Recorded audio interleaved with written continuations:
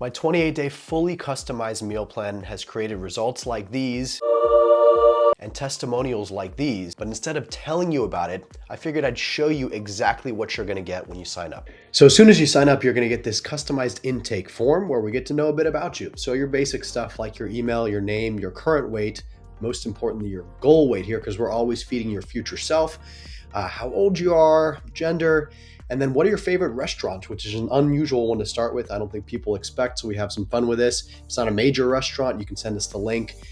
Name the kind of cuisine you really like, and I'll help you dial that in. And then part of this, of your meal plan that I'll show you here in a minute. Then your food structure is really important. How many times a day do you prefer to eat on average? This can shift, and I'll show you how that looks.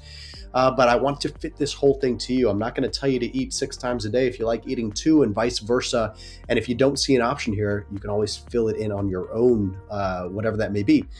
What's your activity level? Because this is going to inform how much protein I'm going to recommend to you based off of how much muscle you've maintained or lost.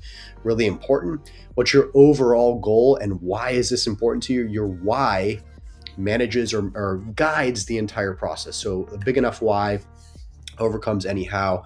Super important. Now from here we get tactical. What are your favorite proteins? It doesn't matter if you're omnivore, pescatarian, vegan, vegetarian. I will customize this entirely to you. Any type of cuisine you can imagine, we will build for. What are your favorite types of carbs, right? And then lastly, of course, what are your favorite types of fats? Super important here. And then lastly, any types of foods you really want to exclude. The foods you can't stand that if you see it on a plate, it repulses you. I'm going to keep those out, of course. And then anything else you care to share, I'm going to incorporate. Now let's take a look at an actual meal plan. So here we're looking at Lisa's customized meal plan we just put together. So we start off with Lisa's grocery list, of course, based off of that intake form, right? That's step 1. This is going to help us put together exactly what that grocery list looks like. And some people prefer just a week's worth of groceries. Some people like the full spectrum of the 28 days. You let me know there. We can customize that as well. So we're gonna have all your favorites in here. Some people even like to shout out that they enjoy wine. So we'll include this in the grocery list just so you don't forget it.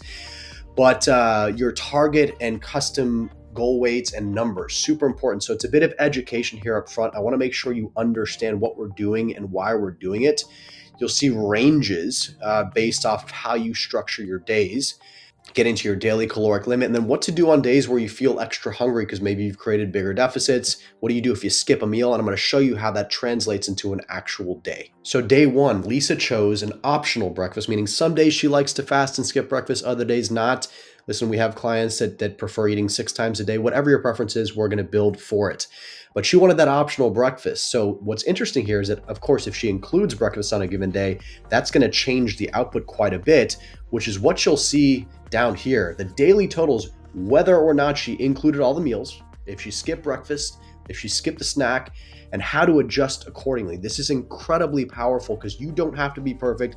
Your days can shift and change based off your schedule. I'm going to show you a way to fit this to your plan, to your days, regardless of how it looks. All the way down to end of day 28, you're going to see lots of variety. She wanted variety every single day, so we did that.